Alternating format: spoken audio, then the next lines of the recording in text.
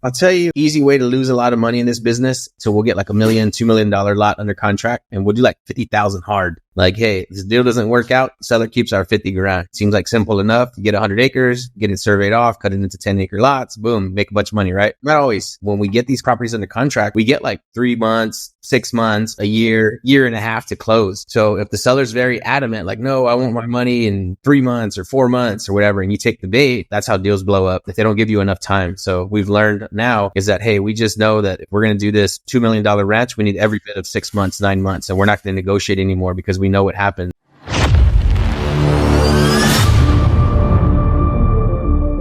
Friends, welcome back to the Evergreen Marketing Podcast by Carrot.com, where we help you dial in your online marketing so you can build a business of freedom and impact. I'm your host, Brady Winder, and I got a couple of new friends with us, not new to Carrot, but new friends to me, Daniel and Anthony out of San Antonio, Texas. What's going on, guys? Happy to be here. Thanks for having me. Just doing land stuff. Just doing land stuff. We're talking about land today. So we were just talking before the podcast, and I was like, hey, what's most interesting? What's resonating with people? And you guys have mentioned how like you're making land cash flow. And I think it's funny because like a lot of investors that talk to you, they're throwing away land leads or they just ignore them. They let them sit in the back end of their Carrot account. Mm-hmm. And people are throwing away land leads all the time because they see they're not worth the time or they don't know what to do with it. They don't know how to make it cash flow. You guys are on track to do $10 million in land deals this year. That's correct? Absolutely. That's crazy. And so obviously you've learned how to make cash flow. So we want to talk about how to make big deals, how to get juicy deals. I want to talk about the marketing with you guys, what's working to get these leads coming to you, exit strategies. We're going to cover all that. So yeah, I'm excited. Let's do it. Yeah, let's get into it. So just real quick, how'd you guys get into land? Was this intentional or did you get in like everyone else with just normal investing or wholesaling? Yeah, I was running a trucking business and I was looking for another way to generate revenue. So me and Anthony actually took the same course at the same time, and that's how we ended up meeting. And the rest is history. I locked up a couple houses and they all fell through. And then the first land deal I did, never spoke to the seller or buyer, and we made money, and that was it. You were sold. History. Yeah. Nice. What about you, Anthony? So for me personally, dude, I've been in marketing for 15 years or something when I first started. So I already knew you spend a bunch of money on marketing and some of it's going to come back. So I set up like 30 grand worth of marketing and I did like 1,000 bandit signs or like, I don't know how many, I pulled a list of 500,000 records and skip trace it. Sam Bart is the one that coached me on that one, Daniel. I think I paid him like $700 to coach me out of Jalen's group, but I did like tons of RVMs and I set up a Carrot site quick and I ran it specifically for land. So one of my first deals was a land lead. It was a farm by Fort Worth. I made like 85,000 on one of my first deals. So I was hooked on land and I just knew I have a construction background. I'm like, I'm not going to do construction at all. I'm just going to stick with land. So got addicted ever since. That's awesome. So talk to me about the marketing. So kind of walk me through marketing holistically, kind of the types of marketing you used to do versus what that looks like now and the journey with Carrot too. So growing up, man, my dad had a construction company, right? So it was either feast or famine, like literally, like we were doing amazing or we had nothing at all, like about to turn the off. So I'm always like knocking doors, sending mailers, like cold calling, like I'm just doing marketing like to survive, right? Not as a business model. So I did that for years and years and years. And I was doing like, $1 million, 500,000 commercial roofs. So I was doing big construction projects. I started my land business as a side hustle right after watching enough YouTube videos and getting enough courage to go into real estate. Had never been to a closing before, had never owned anything in real estate before. And like I said, I was watching YouTube videos trying to figure the game out. And I think it was somebody that was on the Carrot podcast saying they were using Carrot for land specifically.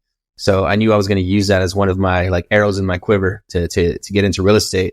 So I set up a Carrot site and I ran some Google traffic to it along with everything else that I was doing. Like I said, and so I got a really good win off of Carrot early in the land space. And we did that. Wanted to create a mastermind around land, like going specifically after larger land tracts. Mm-hmm. And we created a white labeled CRM on Go High Level to help establish our HiveMind brand.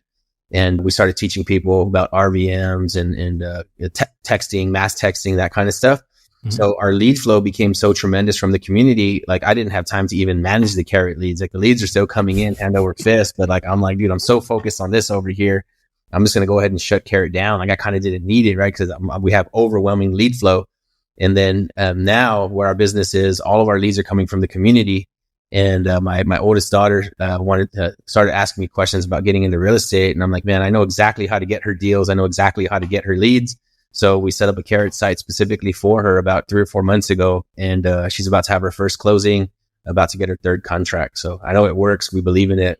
Long time believers. And like I said, it worked 5 years ago and it works today exactly the same. That's awesome, man. That's so cool to hear, especially when people are getting like fast results like that. And congrats to your daughter too, like locking up her first deal at 17. That's freaking awesome, man. Thank you, man. Yeah, she's pretty excited. I mean, she's just got her first job. So like now she's like, you're going to make way more money doing land, but I want her to just get out of the house to go and make friends and go do stuff.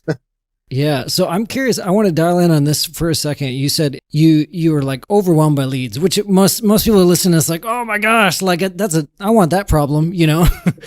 The Carrot leads, what was the quality like versus the other leads you were getting, and why shut down the Carrot site over some of the other lead sources? Dude, so I'll tell you, I just had this conversation with one of my in-house people today, like she's like an internal admin. She does due diligence for us on land and that kind of stuff.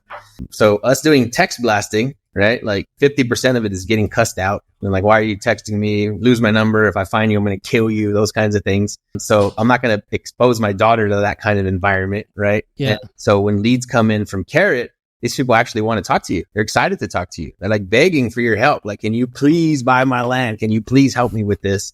So completely different experiences from the lead gen side. But I would say, as we were growing the CRM company and the HiveMind brand, the leads were, I mean, literally like you'll just never stop underwriting, right? We're underwriting for weeks. We're like just getting further and further and further behind.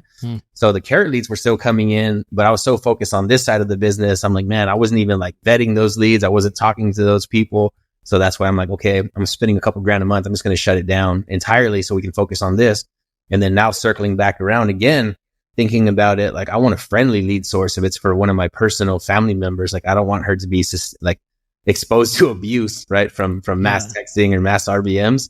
So that was a reason to get the Carrot site back up again, is because I know those are warm, friendly leads that are ready to go. They're ready to do business and talk shop. Yeah, exactly. They are, because they're going to Google. They're motivated. They're searching for you. I want to talk about referrals in a second, but first, in the first initial 4 years and with your daughter now, how are you driving traffic to the Carrot site? Strictly 100% from Google. Google organic or Google ads? Ads. Nice. Yeah. Did you learn that on your own, or did you hire an agency to do that? Nope. I'm self-taught, man. Like I said, I had been doing marketing for 50, probably pushing now 17, 18, going on 20 years or something. So I've been doing online marketing forever. So okay. Yeah, I just set it up. But then it's easier than people think. And I'll tell you that right now. You literally call like Google 1-800 number and say, hey, help me set up these ads, and then just push it straight to the site. Like even the stock site, I didn't even change the photo when I first started. I don't even think our photo is different on this one. And it converts. It converts very well. That's awesome, man. That's crazy. It's funny because it's like, I love what you're saying. And at the same time, I'm like, no, you need to customize your site, like get the testimonials. What you do, you need some credibility, some photos on there, testimonials. Like it'll convert a heck of a lot better, once you do those things. But it's also really cool to hear it like converting out of the box like that. It worked 5 years ago and it still works like that today, dude. So that's cool. That's crazy. And there's also not like, it's just lower competition too with land. There's not as many people going after it versus houses. Yeah. People don't know what to do with it, and land is very subjective. So like if you say, hey, my neighbor's house sold for $100 a square foot, I know mine's worth $100 a square foot. Land is not like that. Like the parcel right next to you, if yours is worth 10,000 an acre, but mine has oak trees and a creek, mine's worth way more. So the land, it doesn't have a hard value. So that's what I love about it. So it's easier to find price discrepancies. Yeah. Absolutely. Well, let's talk. I want to know where you're getting your referrals from, what types of people, what kind of relationships you guys have established in your community.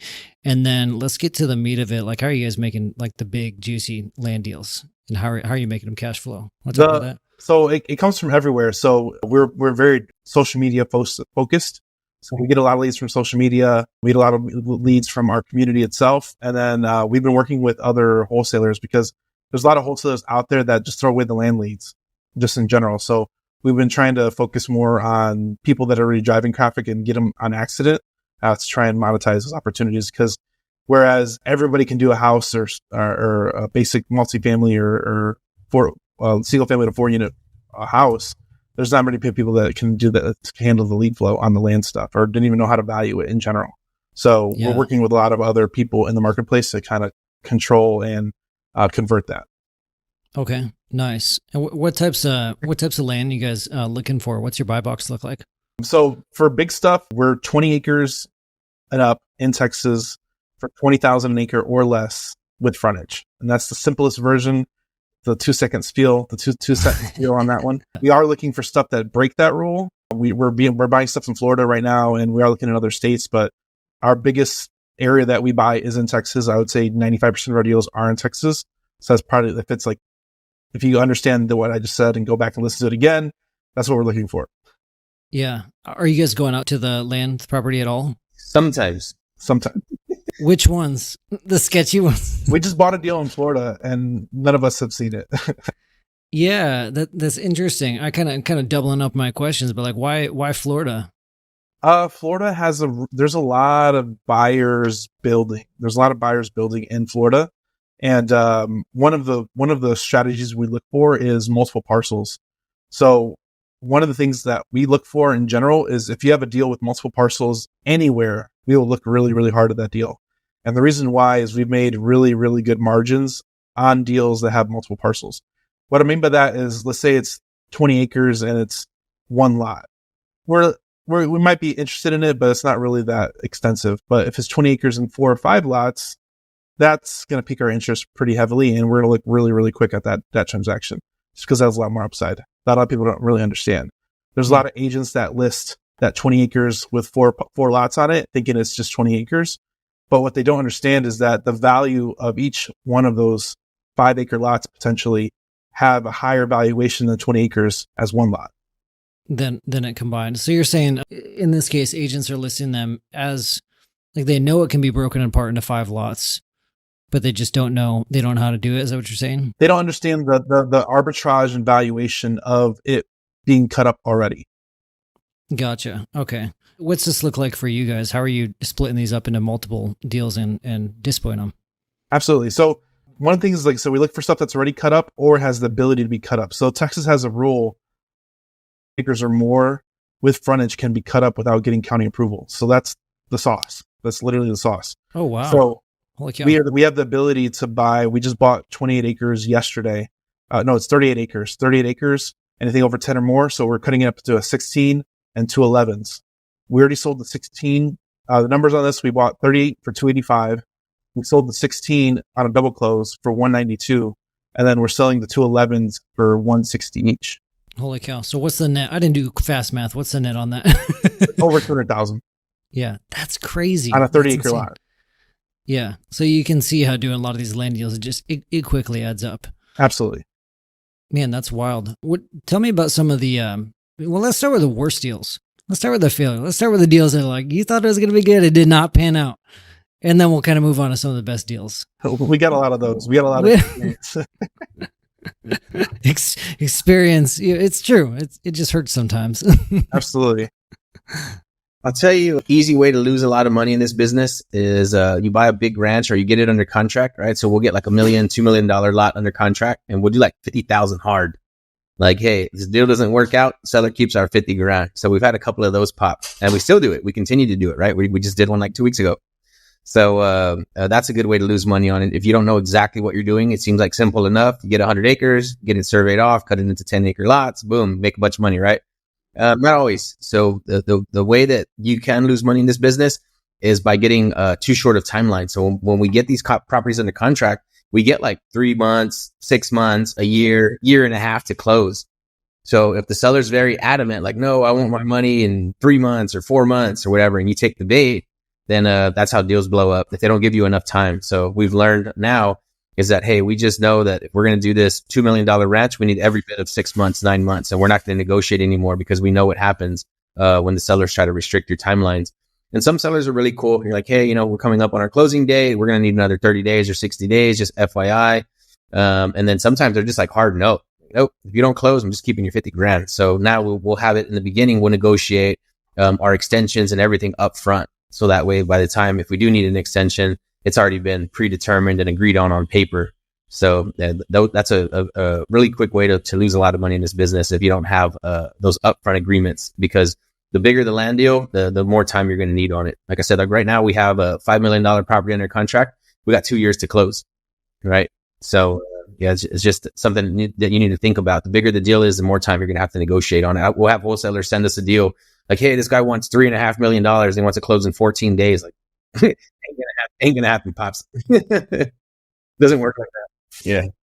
So as far as value, like the sellers that are coming to you, are you making the most of all the leads that are coming to you, or are you just going after the ones that you can get for a discount? You mentioned before we hit record, you mentioned about creative finance. So you guys finding a way to work most of these deals, or is it just like the lower price point ones? No, we go after. One of the big things about what we do is that we try and give the seller their price, and that's where the creative finance comes in. Hey, I can pay X, whatever X may be, but I need maybe a timeline. I might need some 3-year financing. I might need a 24-month balloon. I might need something, but I will give you whatever you're asking for. So most of the time, on especially high price properties, they get lowballed all the time. That's just, if they even get an offer, they're getting lowballed. It's just the nature of the business. So we come in and we're like, hey, I'll pay your price. Hell, I'll even pay you overprice what you're asking, but it's going to be on favorable terms for us. So we really put our creative finance hat on larger parcels just because they don't need the cash. A lot of our sellers are millionaires. They don't need the cash. Yeah. Interesting. Who are you typically displaying these to? Individual end users. Every property we contract goes to an individual end user. We do not have a buyer's list. We find a buyer for every property that we contract. We have 0 buyers list, bro. There's 0. Zero. Really? Yeah. Been that way for 5 years. Yeah. I don't know if you don't hear that every day. No, we're very unique. So where a lot of people in the marketplace, they market for sellers because sellers are in abundant and everybody's finding for the same deal. We have the opposite problem. We have to find individual buyers for our transactions just because land is liquid as it is. And especially if you go into higher price points, there's less buyers that even operate at that level. So we have to do marketing for buyers to buy our property. And that's where our specific niche comes in. Yeah. So we do marketing to find the sellers. And then on the backside, we do marketing to find the buyers. So it's like the perfect marriage. Because of course these people that own this $1 million ranch, they're not professional marketers, right? Well, we are. So we bridge the gap. So I think that's why we can operate anywhere. And I've seen a lot of investors right now in this economic climate that are hitting a real big slowdown, and we're moving faster than ever right now. Yeah. Okay. So are you guys listing these, like talking to general contractors? Who's go into detail on like who's the end user here? Our avatar. Okay. So our avatar, they're all the above. So you have investors that will just buy and sit on it. There's a whole category of land buyers they're called land bankers. They literally buy in the path of progress and they just sit and wait. It's a lot easier for an investor to buy a land parcel in the path of progress because they don't have to manage the asset. There's no tenants, there's no toilets. All they have to do is pay the taxes, and there's upside. Mm-hmm. There's verifiable, justifiable upside in the future, depending on how long they want to hold it. So a lot of our buyers are investors. They just buy it to sit on it. We have buyers that hunt. We have buyers that use recreationally till they can sell it at a higher price point when a development comes.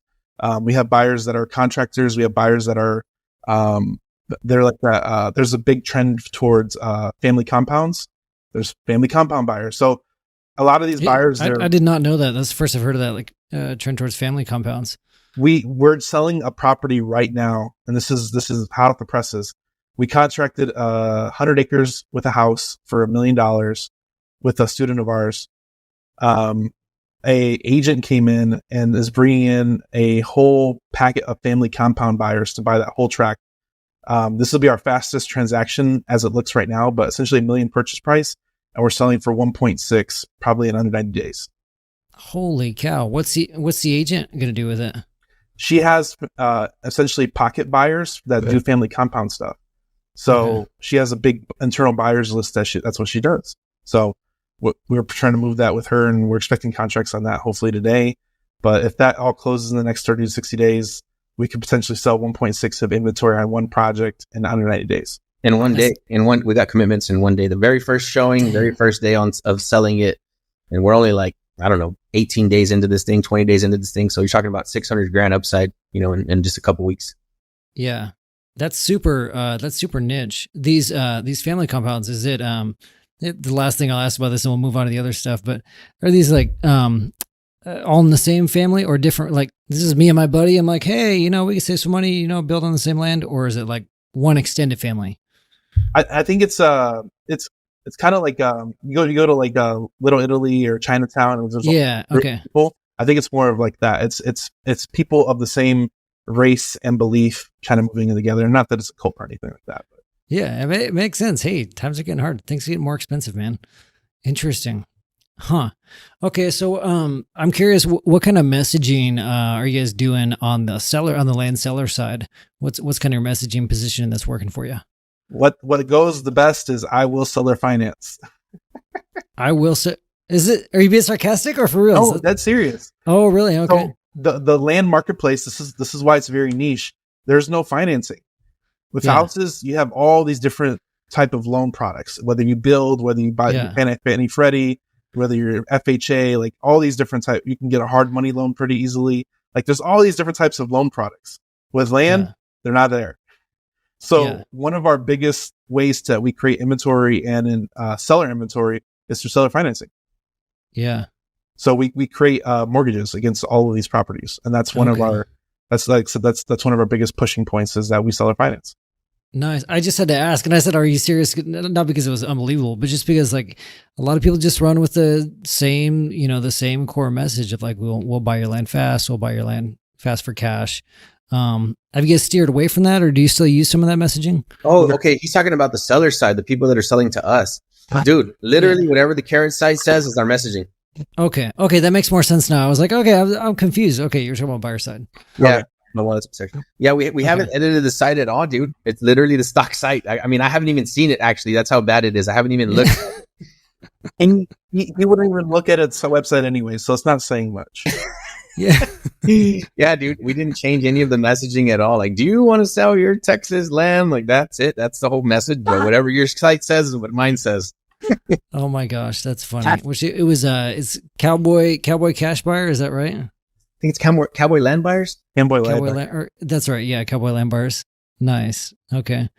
I'm curious about okay, so you guys are splitting these lots up. I want to hear a little bit more about that and the surveying. Like, are you guys going out there and divvying these up, or do you have someone who knows? Like, how do you know how to divvy them up? That's the trick. So everything we don't. There's no secret sauce. It's so easy. It's crazy, man. You want it to be difficult, but it's not. There's no secret sauce. The trick is what's the process of getting your boundaries? You need a surveyor. So as long as you know the rules and parameters, you go follow county guidelines, and you survey off whatever you need to survey off, and then you send the title. Like, it's easy as that. So we have some kid with a crayon cut up the lots, and then they send it to the surveyor, and then he makes it look nice. That was basically, so I finished building my house. My wife and I built our house in Oregon, like we finished last year. And I was the kid with the crayon, except for it was a graph paper and a pen. Like, here's where I'm going to build my house. And I submitted that at the county. It's kind of like what you said. I knew my setbacks and everything, but I'm just like, here's where I want to put it. That's it. What you did on that, we just do it at a large scale. So because of the profits and the volume you guys are doing, you don't need to get tripped up on like, is this the perfect ideal size or the ideal shape? Like, it's just in demand enough where it's easy enough to sell. You don't have to stress about how you're going to break it up. So you'll see a lot of the infill lot flippers, right? Which is like 99% of land investors. They're like, hey, you got to get a perk test. That's a ground perk. And we don't care. We've never done a perk test after some thousands and thousands of acres. I don't even know what that is. I don't know how it works and how much it costs. Don't care. Yeah. Interesting. Any other, I'm going to assume no, I'm going to guess no. Any other tests you doing, or is just like, is trying to churn them as fast as you can? No test, man. I'll tell you on that $5 million deal, it is commercial. So we had like a phase 1 done on it. We're probably not going to need a phase 2 environmental, but you don't need it for land, ranch and farmland and all that stuff. Unnecessary. It's agricultural, unrestricted. There's been cows on there for 100 years. So we specifically look for unrestricted land, by the way. So we're not doing like commercial, industrial, nothing in the city, like where you're going to build. If you're going to build an apartment complex, then you're probably going to want to get some environmental work done. I came across a commercial parcel on the south side where it was like an old junkyard that the guy just used dirt and just buried all the trash under there. So very hard parcel to move, but we just go like, we'll take the county that you're operating in, and we'll crop that out and delete it from our whole entire messaging, and then just hit all the counties that touch that main county around the city. So we're out in the sticks where the buyers they're close enough for a commute, but also where you can get like some dirty price arbitrage where you can buy stuff for 20, 30 cents on the dollar. Interesting. I'm not familiar with the unrestricted use. Is that like there's no zoning? What does that mean? No zoning at all, dude. Like you can do whatever you want there. If you wanted to throw houses up, multiple houses up, if you want to do commercial, there's nobody that's going to come and tell you what to do with that land. Interesting. Okay. So it just hasn't been zoned yet. And the county's like, okay, whatever you want to do with it, let us know. We'll zone it. They're just happy to have the business. There's no business out there.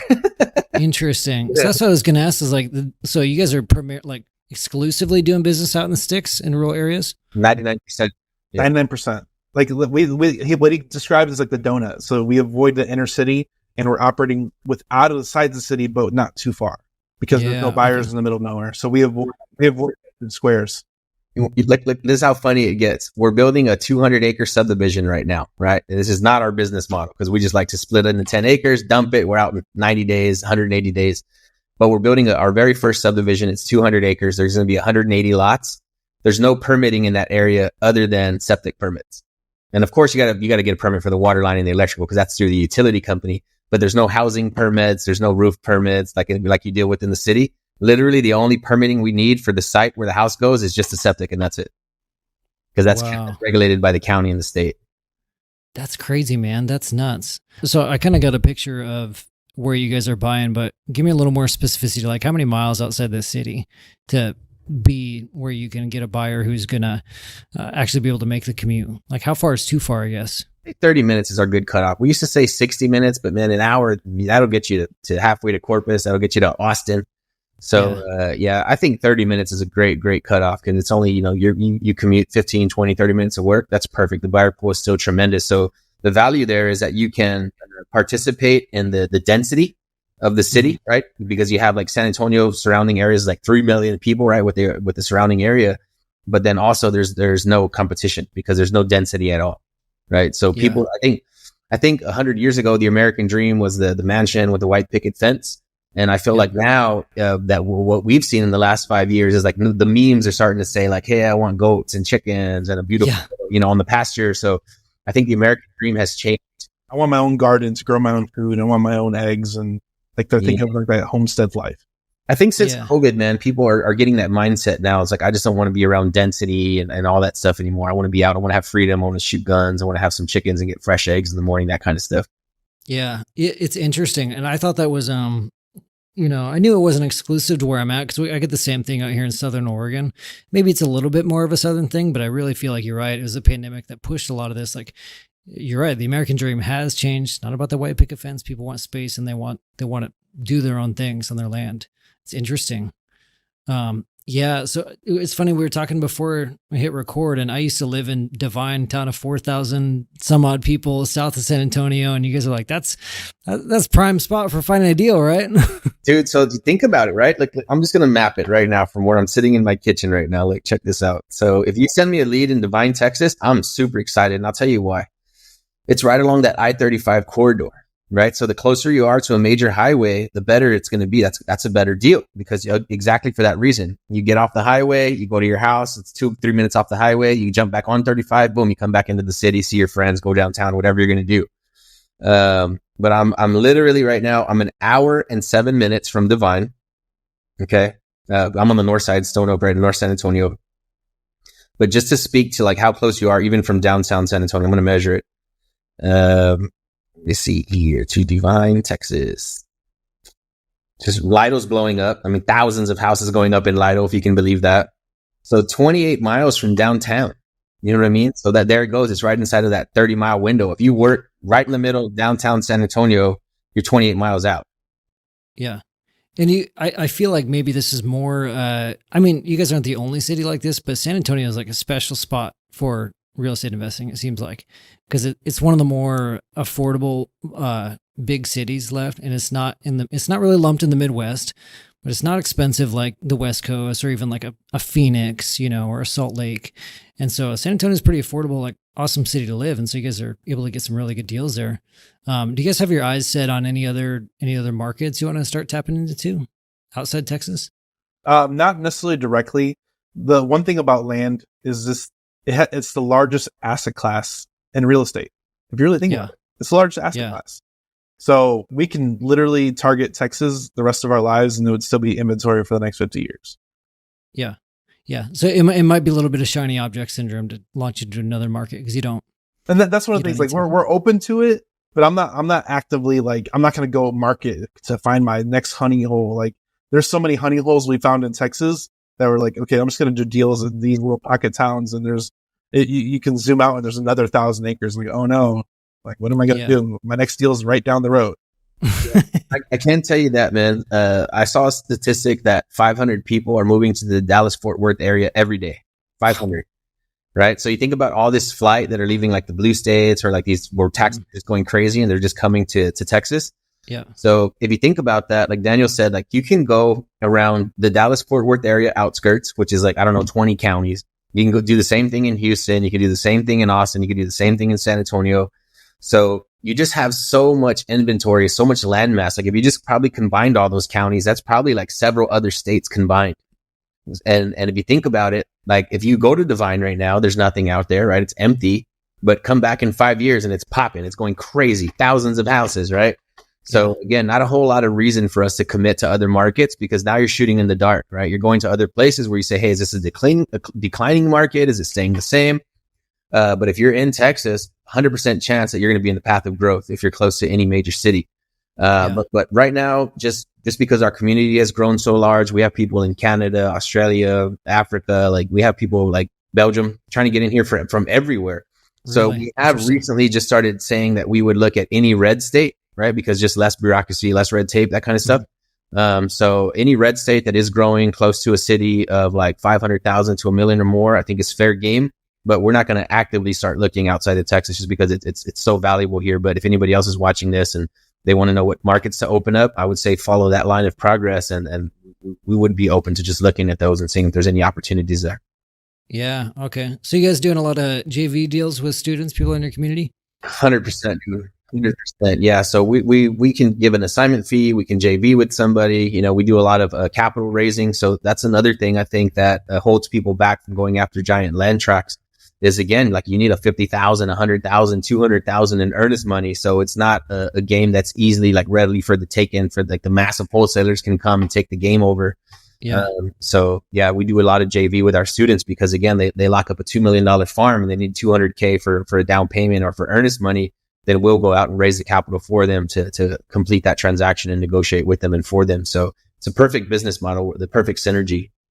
Yeah, I want to talk about that before we wrap up, and of course anything else you guys want to bring up or feel like would be interesting. But yeah, what's working for you guys for raising capital? Because I can imagine that would be a little bit daunting to get into if you haven't done it before. You just haven't done it, you know?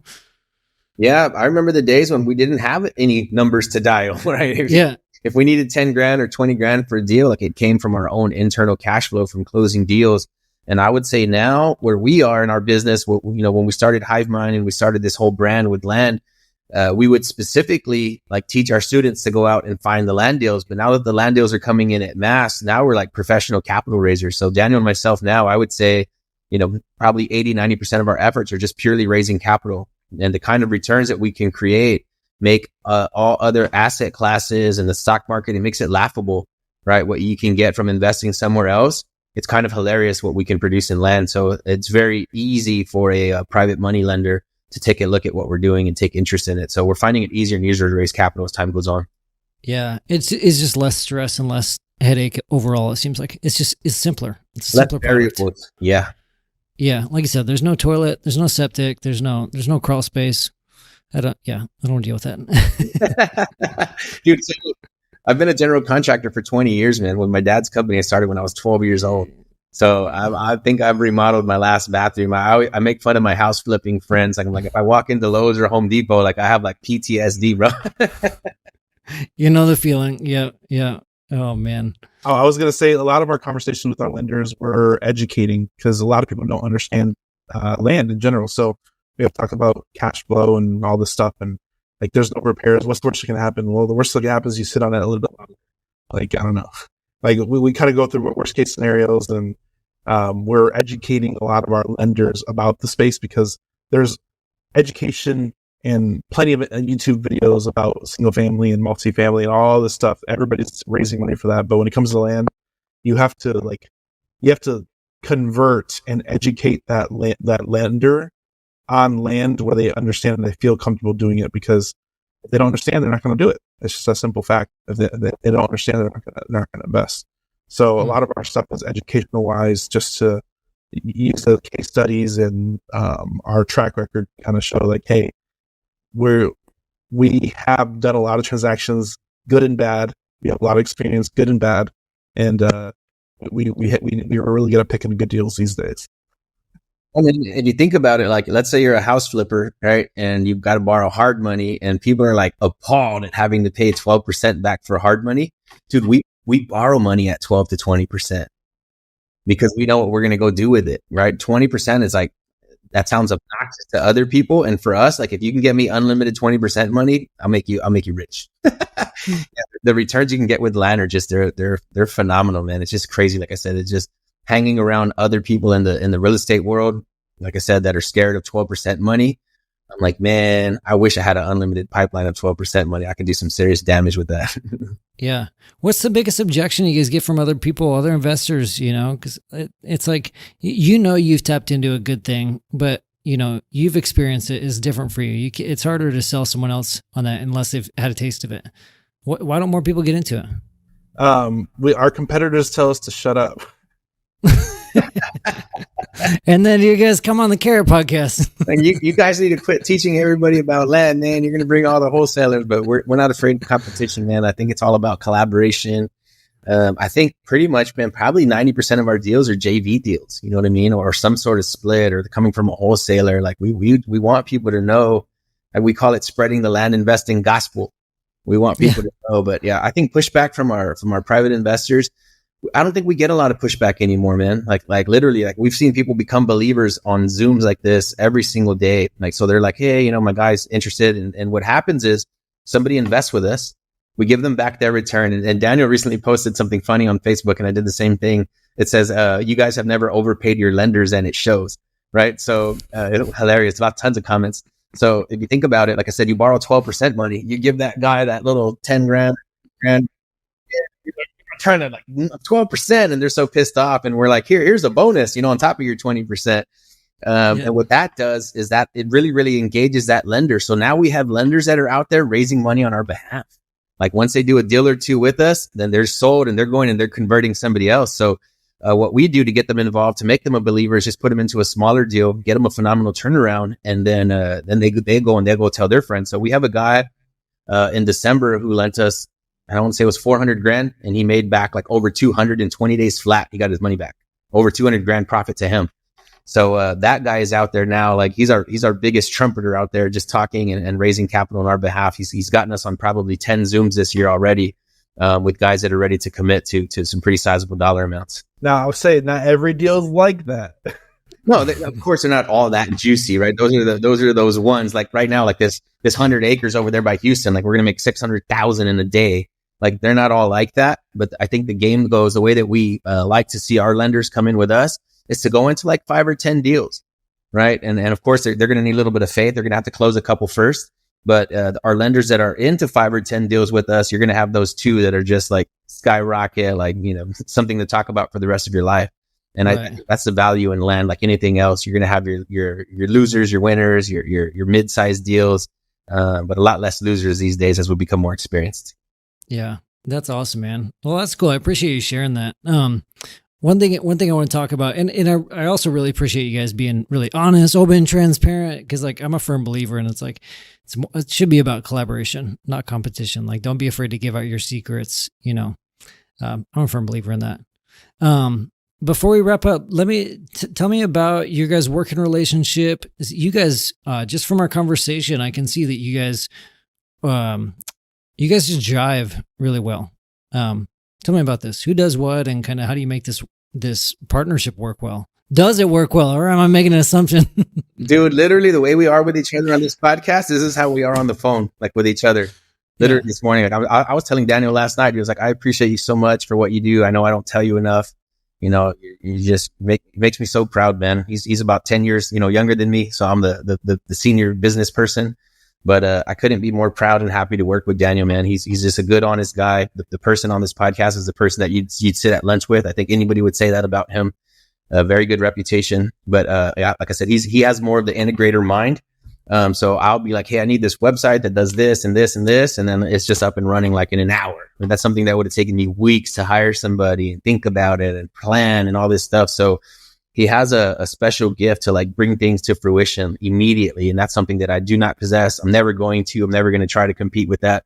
So I think we have that perfect synergy where I'm on the front kind of hammering and imagining new things and imagining new build outs, new structures of things. And then he's a genius in that regard of being an integrator. And he's also a visionary, but as far as like an integrator side, he's just world class, man. So we're never stepping on each other's toes. Like we don't have the same ideas or the same strategies in mind. Like he brings something new to the table, and then I'll build on top of that. He'll build on top of that. So I think it's the most perfect union I've ever seen in business, honestly.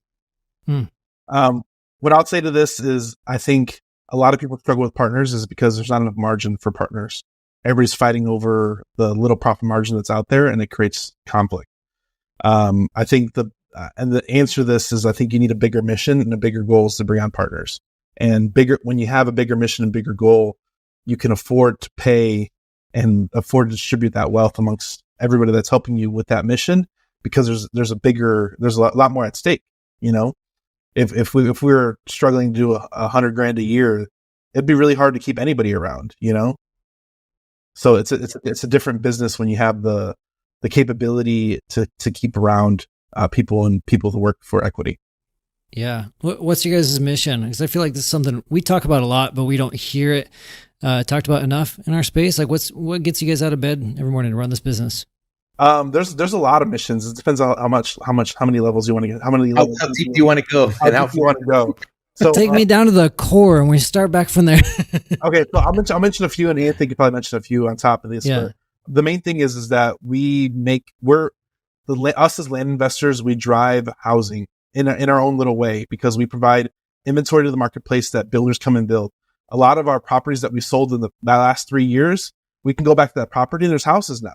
There's projects, there's new development happening behind our wake. One of the biggest things that we do is we go after large properties that people can't afford, and we make it affordable by cutting it up. So one of the main drivers is we're our own little seedling of driving affordable housing, even to the point where now we're doing mobile homes and more doing housing tracks. We're now venturing into that affordable housing, right? Number two is just providing affordability to the real estate market. A lot of our buyers are immigrants. They can't apply for a loan. They might not have the ability to, but they want the American dream. A lot of our buyers are maybe W-2 worker or 1099 workers, where they make income through business and other distributions where they can't get a loan. So there's a whole marketplace of potential buyers that need financing that they're just not serviced by the marketplace. So, and then Anthony, I think you probably mentioned two more. Go ahead, Anthony. Go ahead. I don't want to go too far into the future now.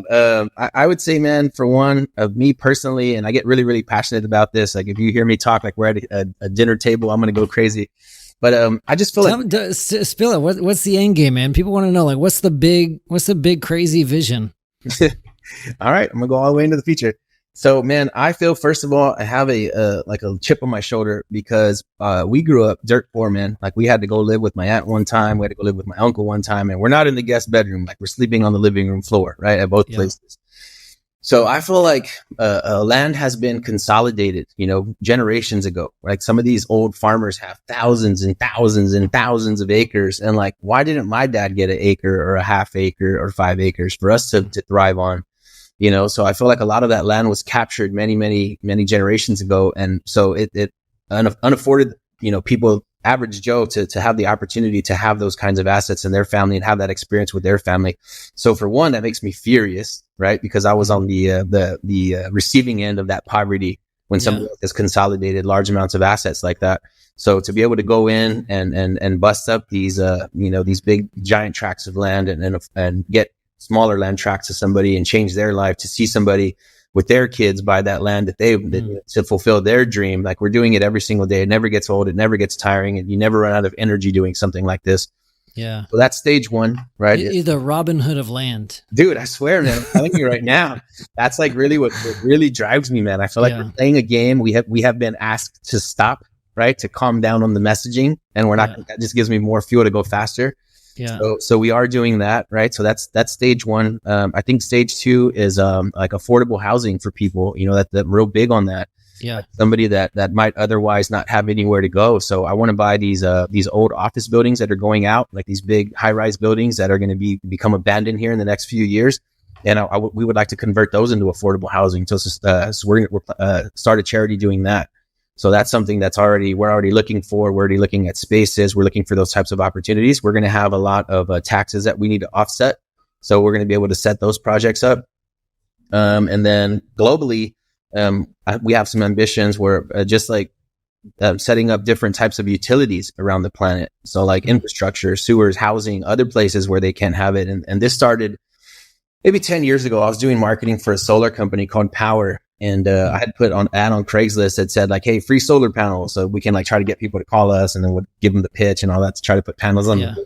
And a guy called me from Mexico, man. And he's like, dude, I really need those panels. My village doesn't have any electricity at all. Can you please help us? And I started crying, man. I was like, it really touched me. Like, man, we have so much here. We have so much that we take for granted. And now there's all these other places around the planet that don't even have their basic, you know, bare necessities. So I would love to think that HiveMind one day is going to be able to wrap around the planet and provide infrastructure and housing around the globe. So it's my plan to die broke. I want the cash to go as far and as fast as possible. I already told my kids that they're not getting an inheritance, so they need to fight for whatever they're going to have when I die. I don't want them to be little, rich, spoiled, entitled kids. They're going to have to fight for their own stuff because I'm going to give all my money away. One thing I'll add to this, what he did not mention, because I was hoping he'd mention it, is protection of resources. There's a lot of foreign entities trying to buy up American land because it's still a great investment. And we're trying to defend against that. And us as little HiveMind buying up big tracts of land is our menial defense to defend that. There's a lot of like industrial people from Saudi Arabia and Dubai growing alfalfa, which sucks up a lot of water out of our aquifers that they're trying to buy up land in Texas. I had no idea. Wow. Yeah, we have a podcast called The Water Wars. Sure. So these foreign entities are farming here, growing their resources here, sucking all of our water out of the ground while all of our lakes and aquifers are going hollow, and they're shipping all that stuff back over there overseas. And we're just standing here watching it happen, like if we're never going to run out of water. So I think the final wars on the planet are going to be over water. Money, gold, all that stuff's going to become irrelevant. Houses, mini storages, it's all going to mean nothing. So we're fighting a proxy war right now for water. Yeah, it's a Mad Max issue in real life. Holy cow, that's crazy. People are asleep at the wheel, bro. People are asleep at the wheel, and I think the HiveMind is the only pushback that I've ever seen or heard of to that. So we're going really hard in that direction too, is trying to protect American land and protect our water resources. Yeah, that's awesome, man. Like, you got to have a big mission to fuel you. And like, I'm preaching to the choir. You guys know this, but for anyone listening, I hope that part sinks in. If it didn't, hit rewind, go back, because like the reason this whole conversation was able to happen, the reason you guys are on track to do about 10 million of land this year is because of that. Without the mission fueling you, without the big audacious vision, you're not going to do any of that, because you got to be motivated to get up and do the work every day. The making $1 can only get you so far, you know? And that's why I wanted to hunt for that in our conversation, because I had an itch. I'm like, no, there's something deeper here. There's something driving them. So I appreciate you sharing that with everyone for context. Dude, thank you for bringing it up, man. Yeah, like I said, if we had a chance to sit at dinner and talk a little bit over a glass of wine, like I'll go deep. I'll go real deep. I'll go deeper than that. Yeah, but we're really passionate about it. It's not a facade. You know, it's not like these goals like, oh, I feel passionate about the environment. None of that stuff. Like we're really like we're fighting a war that nobody knows is going on, and we're not going to go to sleep quietly. We're going to continue to raise the army. We're going to continue to raise the numbers, raise the volume, and we're never going to stop until we have to leave this planet. I appreciate that. That's awesome, man. That's cool. That's so cool. Where can where can people find you? So we just launched this. It's HiveMindInvest.com. HiveMindInvest.com. Nice. I'll put it in the show notes too. HiveMindInvest.com. Is it invest with a T or with the S at the end? INVESTS. Invest, plural. HiveMind Invest. I just started today. I didn't even know that that was a thing until right this second. See? Nice. Awesome. You guys are working well as a team. Not sarcastic. I mean, you're executing fast. Yeah. Sweet. All right. Well, thank you guys for having this conversation. I appreciate it. Thank you again for being real, authentic. It's really cool to see what you guys are doing. Thanks for being care advocates. It's really cool to see you guys getting results. And yeah, enjoyed the conversation, man. Hey, shout out to Carlos Zamora, man. I love that guy, dude. Yeah, he's a really good guy. So I'm glad he put us together. This was one of my favorite podcasts ever, dude. So thank you. We love Carlos. He's awesome, man. Carlos on the care team. Shout out to you, man. All right. Well, thank you everyone for listening. Hope you enjoyed this. If you did, please leave us a review on Apple Podcasts. Share it up with a friend. If you think someone else is going to get value out of it, just share it with someone. And we will see y'all in a couple weeks.